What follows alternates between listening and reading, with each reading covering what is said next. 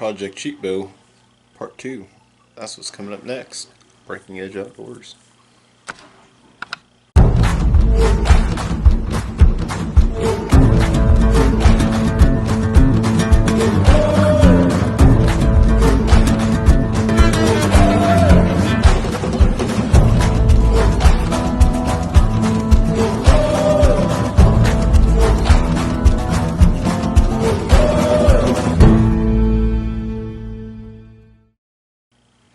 Alright guys, welcome back to part 2 of this bow build. In the last video we took all the pieces and parts and put them together and made a functioning bow. So for this video we're going to get the rest on and set up, get the center shot set and get a D-loop put on it. And as long as I still have a sight that I can throw on it, we'll get a sight put on it too. Okay, well, let's get right into it. So far I've got it in my vise here. That's right. Yep, I got it in the vise here. I've got it leveled out. I've got a set of string levels. They're super handy if you're going to do your own setups and tuning. You can get them on Lancaster, Three Rivers. I mean, you can get them pretty much anywhere. They're not very expensive. This one used to clip onto the string, but broke the little ears off somehow or the other. But we've got our rest on. It's just a cheap Whisker Biscuit style rest. I'm going to take a shaft and get it set in there. Take our arrow leveler.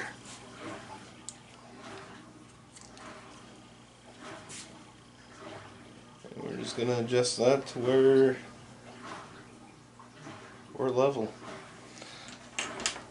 And if you're going to do your own building, tuning, a silver Sharpie shows up on just about any color of string, serving, anything. But what we're going to do is just put a little mark right there above the knock.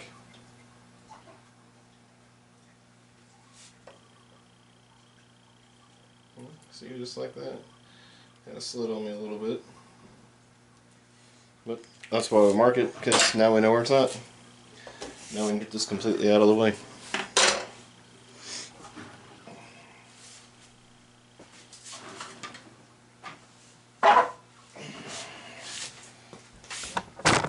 The lighting down here is horrible.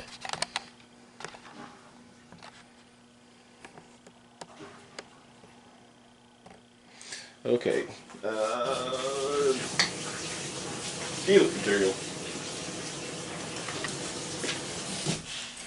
Sorry, we're having technical difficulties. Okay, now we got our D-loop. We need a lighter that I'm going to knock you guys over again for.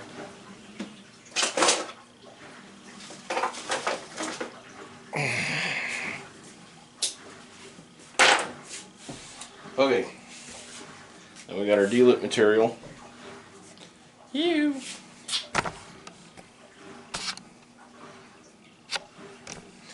got our D-loop material, a way to cut it off, and a lighter so that we can melt the ends.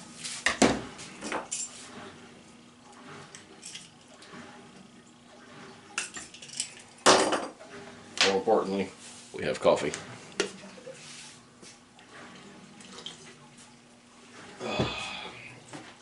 Okay, when you guys are doing your D-loops, cut you off a section. It's probably close to 5 inches. It's really a little bit more than what you need, but I'd rather have a little extra than not enough. Anyway, you take and just take your finger and kind of smash the end a little bit there. Get it good and fuzzed up. Take your lighter. Get you a good ball there and just smash it. Then you've got a nice mushroom head. Get that to focus in on there. There you go. Now our mark here that we've got on our string. Is that it right there? Yeah, it actually shows up good. Okay. Okay. Start with, on a right-handed bow, I like to start on the left side. Lay it on there above your mark. Take your mushroomed out end around and come up from the bottom. Go over and back around, and then come up through the little loop that you just made. Give yourself all the slack that you need. That's why I like to cut off a little bit extra.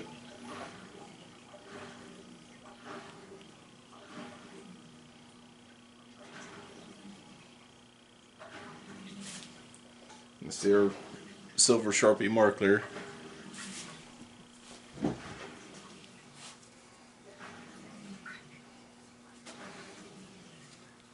Yeah, see?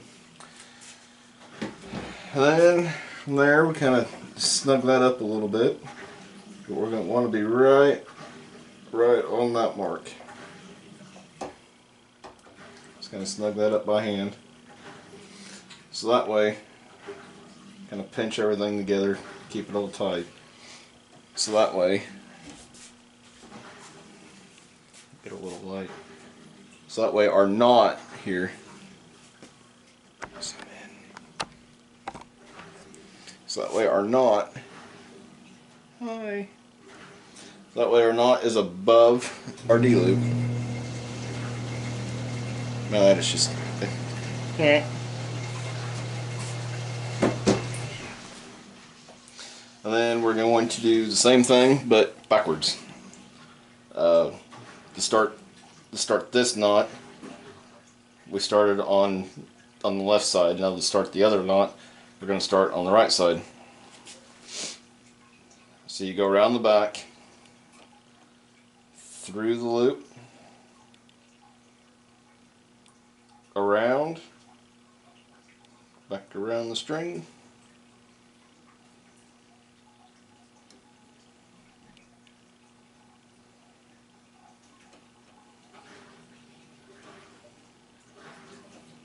and then back up through the loop. Yeah, it's really easier if you burn that your other end too. I did not do that. Alright, and see right now that looks like a pretty small loop, but once we get this going, it'll stretch out and look a lot better. Okie dokie. Now from here, what I like to do is take whatever knock it is that you're going to be shooting and put it in there. You set it in there, so that way you're not going to have this too tight and have knock pinch. There, got just a little bit of wiggle room, and that's what we're looking for.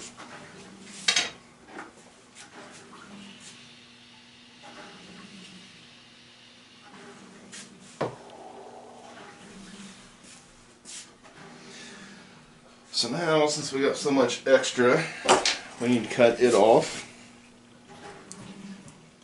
Kind of snug this up a little bit first.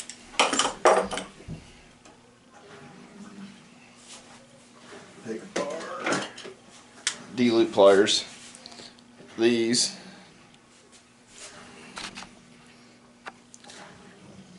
pliers have a special end, and I can't tell how bad that actually looks. Yeah, there you go. It's got these little grooves cut in there, so that way you can pull against the D-loop and the string at the same time.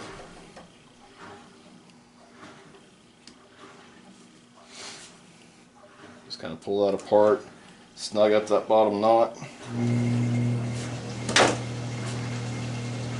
I don't want to necessarily tighten it just yet. We just want to snug it up. Okay, now we can cut this off.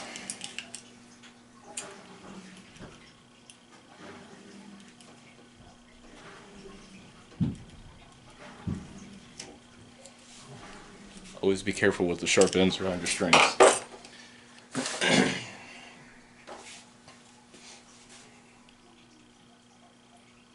take and kind of fuzz that up a little bit.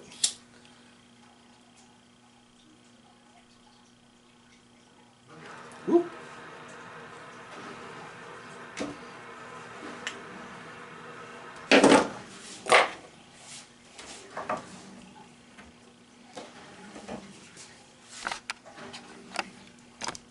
And it's really best when you're doing this if you can rotate your bow a little, so that way the flame goes up and away from the string.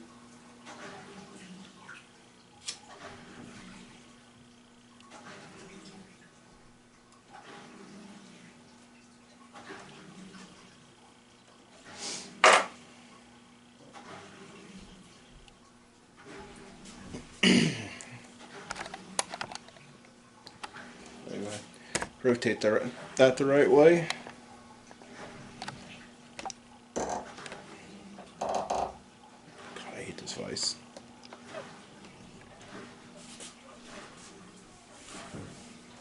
And what we're left with, it is not wanting to focus on my hand. This is our loop. Back upright. Put the string level back on it. Looks good. Put the arrow level back on it. Looks good. So we're good to go to crank this knot down.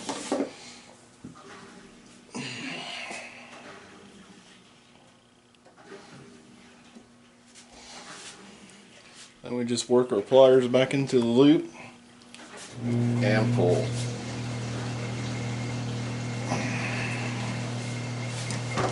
You really want to get her stretched. Kind of take your pliers and pinch your knots shut.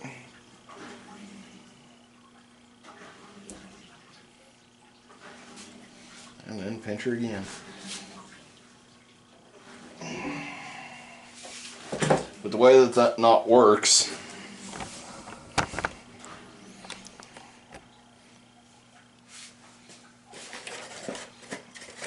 spin this around.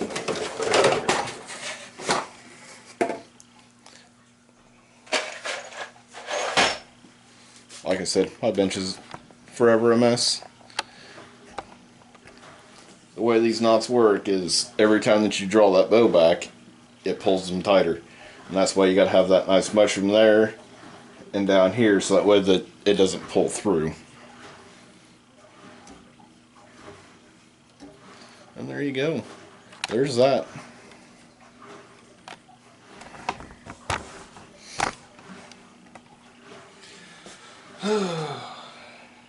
Well, let's dig around and see if we can't find a sight to throw in here real quick. We'll be right back. Okay, I dug around and found an old impact archery, just plain Jane 3-pin sight, and we're going to get that put on. One very important component that I like to do with every screw that I put into a riser, since you got an alloy riser and steel screws, got it. I like to take just some plain Jane string wax and get a little on the threads. That way you've got something between the steel threads and the alloy riser. That way they don't weld themselves in there, because over time they will. It doesn't take much. It's just enough. That also helps keep your screws tight, so that way they won't work loose. And it's a really good tip to use with your field points too, because they're the same way, and everybody at some point in time has had an end, or a field point gets get caught in an insert. Okay, this is pretty basic. Most sides have a couple different options. The back holes for your quiver mount. You just pop your screw in there.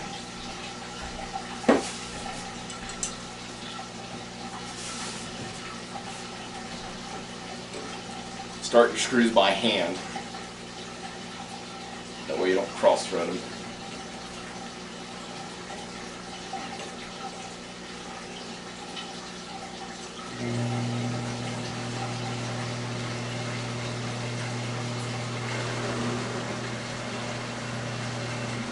And with the wax on there, the threads will be a little bit tighter.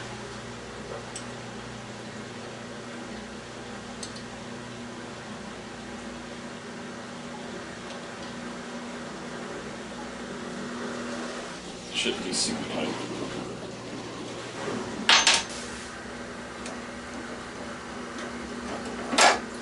Alrighty, there you have it.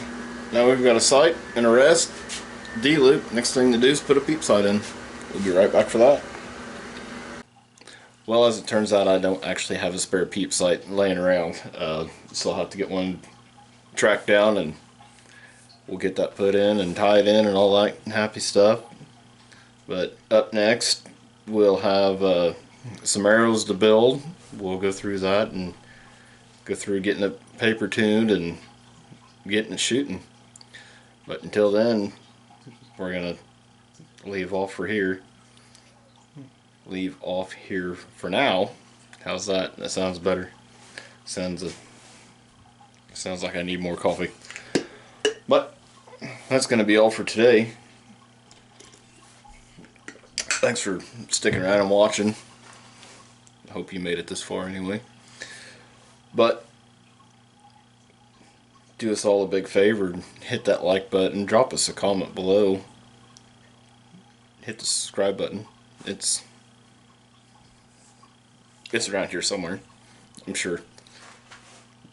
But until then, if you guys got a goal in mind, get after it, keep after it.